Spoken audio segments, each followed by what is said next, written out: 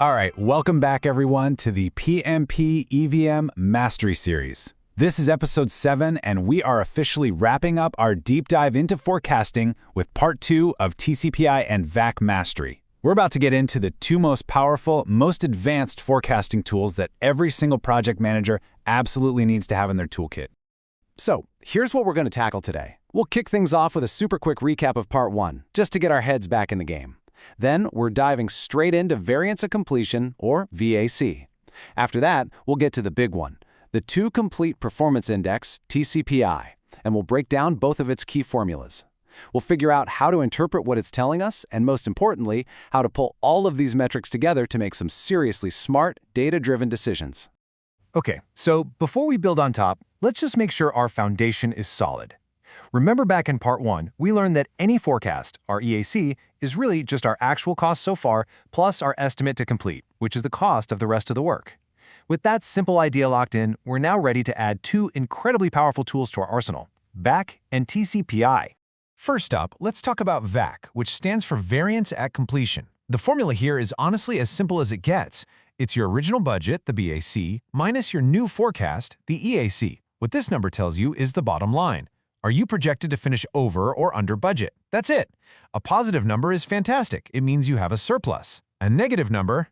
Not so great. It means you're forecasting a deficit. This is the ultimate number you share with stakeholders when they ask, so how are we really going to end up? So, what does a negative VAC actually mean when you're in the trenches? Well, let's look at this example, a VAC of negative $300,000. Now, that is not just a number on a spreadsheet. That is a massive decision point. It tells you, point blank, your project is on track to blow its budget by $300,000. This single metric forces those really tough, really important conversations. Do we go ask for more money? Do we have to start cutting scope to make the numbers work? Or do we just have to formally accept that we're going to have an overrun? You see? That's why VAC is so critical. And now let's move on to what is easily one of the most important and, frankly, one of the most misunderstood metrics in all of earned value management. I'm talking about the Two Complete Performance Index, or TCPI. The core job of TCPI is to tell you how efficient your team needs to be on all the remaining work to hit a specific financial goal. It directly answers that question that keeps every project manager up at night when things go sideways. Okay, what do we have to do differently from this exact moment forward to pull this off? Now, TCIP comes in two flavors. The first one is all about trying to finish within your original budget, the BAC. The formula is the work remaining, which is your total budget minus the value you've earned so far, divided by the money remaining, which is your total budget minus what you've actually spent. You use this formula when your boss says, I don't care what it takes, we have to hit that original number. So here's the crucial part. If this formula spits out a 1.2, it means for every single dollar and every single hour you spend from now until the end, you have to be 20% more efficient than you originally planned. That's a very tall order. But let's be realistic. What if hitting that original budget just isn't in the cards anymore? That's where the second formula for TCPI becomes your best friend. Look closely at the slide. We're now calculating the performance needed to meet our revised forecast, the EAC. The top part of the fraction, the work remaining, is exactly the same. But the bottom part now uses our new forecast, our EAC, minus what we've spent. This represents the money left in our new, more realistic plan. You use this one after management has approved that new target, which makes it a much more achievable goalpost for the team. Understanding what the TCPI number means is everything. And honestly, this speedometer is the best way to picture it. If your TCPI is exactly 1.0, you just have to keep performing at the exact same level of efficiency you planned for. Easy enough. If it's less than 1.0, you've actually got some wiggle room. You can ease off the gas a bit and still hit your target. But the second that needle climbs above 1.0, you have to find a way to improve. And pay very close attention to that red zone. Once you see a TCPI of 1.3 or higher, that's a major, major red flag. Trying to get a 30% or more improvement in team efficiency halfway through a project is incredibly difficult and means you need to take action like yesterday. Okay, this slide right here, this is where it all comes together. The real genius of these tools is using them together, not in isolation. Just look at this grid. If your variance at completion, your VAC, is deep in the red, highly negative, and your TCPI is sky high, say over 1.2, well, you are in the project in trouble zone. You need to intervene immediately. But what if your VAC is negative, yet your TCPI is low, maybe under 1.0? What does that tell you? It means your team is actually performing really efficiently. You might just be underfunded. In that scenario, asking for more budget is a perfectly logical move. Using a framework like this is what separates the good PMs from the great ones. All right, time for a little pop quiz to see if this is all clicking into place. Here are the numbers. Your original budget, the BAC, is $100K. You've earned $40K in value, but you've spent $50K. Your new forecast, your EAC, is $120K. Here's the question. What is the TCPI needed to meet the original BAC? And then here's the real brain teaser. Based on your current performance, is that target even realistic? I'll give you a few seconds to think about it. Okay, pencils down. The answer is a TCPI of 1.2. So, what does that mean? It means you need to operate at a 1.2 efficiency level, 20% better than originally planned for the rest of the project. But now, let's add the critical context. Your current cost performance index, your CPI, is only 0.8. To go from performing at 0.8 to suddenly needing to perform at 1.2, that represents a massive 50% improvement gap. And this is why context is everything. A TCPI of 1.2 might not sound impossible on its own, but when your team is currently underperforming by 20%, it shows that hitting that target is going to be incredibly challenging without some huge changes. So let's wrap all this up and put a bow on our two-part forecasting masterclass. Here are the big things to remember. VAC is your crystal ball. It tells you where you're going to land budget-wise. TCPI is your roadmap. It tells you the performance you need to get to your destination. You use the TCPI formula with VAC in it when you're still fighting for that original budget. You switch to the EAC formula once reality is set in and you have a new approved target. And the most important takeaway of all, never ever look at these numbers in a vacuum. Always combine EAC, VAC, and TCPI to get the full, unvarnished story of your project. And with that, we have reached the end of our comprehensive look at EVM forecasting. But we're not done yet. In our very next Explainer, Episode 8, we are going to dive into classic EVM scenarios and show you exactly how to solve them. Trust me, this is an absolute must-know for anyone studying for the PMP exam. If this two-part series finally made advanced forecasting click for you, do me a favor and hit that like button, subscribe so you don't Learning Reinforcement EVM. Advanced Forecasting, the Mathematics of Project Recovery. Knowing your project is going to fail is useless if you don't have the math to build a bridge before you run out of track. In Part 1, we defined our predictive baselines. Estimate at completion, or EAC, tells us our projected total final cost, and estimate to complete, ETC, tells us how much more budget we need to finish the work.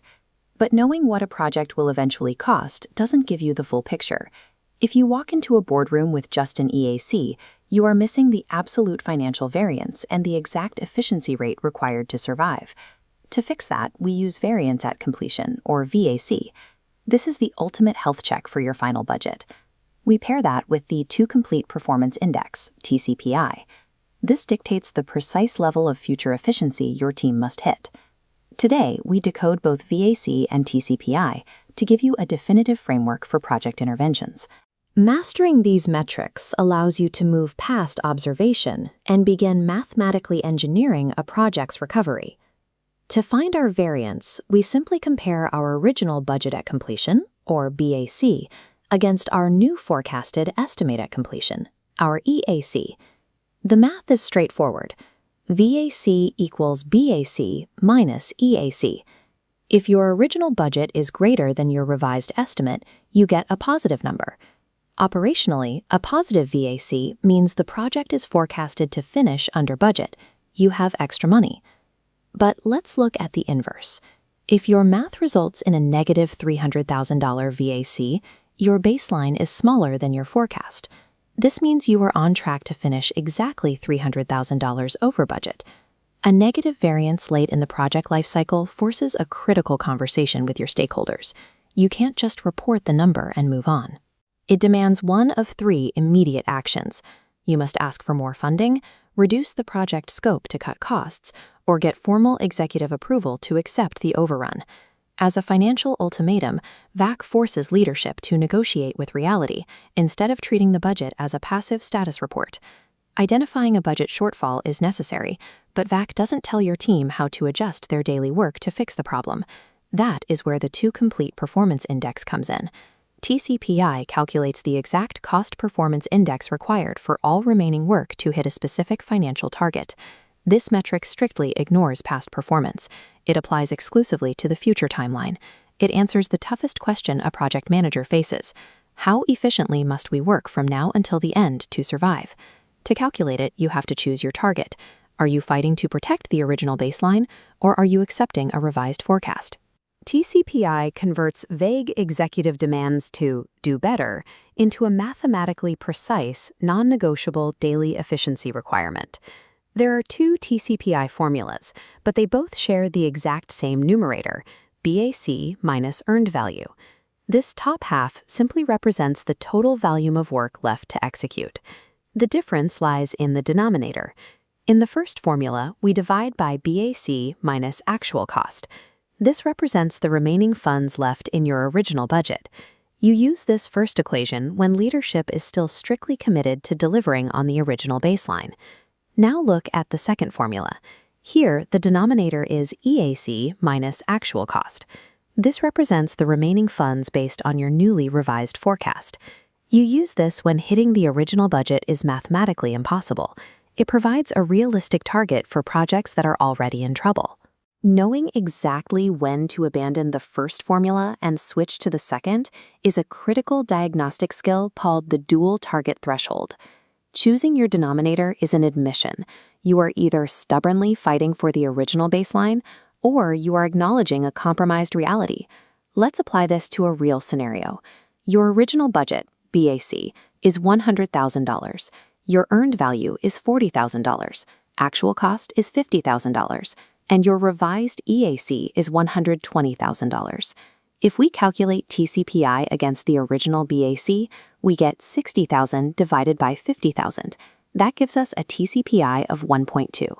What does 1.2 actually mean? It means your team must perform 20% better than originally planned for all remaining work. But look at your current reality. Based on your EV and AC, your current cost performance index is only 0.8. You've been working at 80% efficiency, but now you need to sustain 120% efficiency to finish on target. Moving from a 0.8 CPI to a 1.2 TCPI requires a massive 50% jump in performance. Without radical changes to your scope or resources, that target is highly unlikely. In fact, any TCPI equal to or greater than 1.3 is considered a universal red flag, indicating imminent failure. Interpreting TCPI removes toxic optimism from the room. It forces everyone to confront whether a massive performance leap is operationally possible or just a fantasy. Elite project managers combine these metrics into a single decision-making framework. Consider a high negative variance at completion combined with a TCPI greater than 1.2. This combination signals severe distress. You need an immediate structural reset of the project. Now, what if you have a negative VAC, but your TCPI is low and achievable? Because the required efficiency is still manageable, you should strategically request additional budget now, rather than halting the project. Finally, if your TCPI hovers exactly at or near 1.0, the variance is recoverable through rigorous daily control.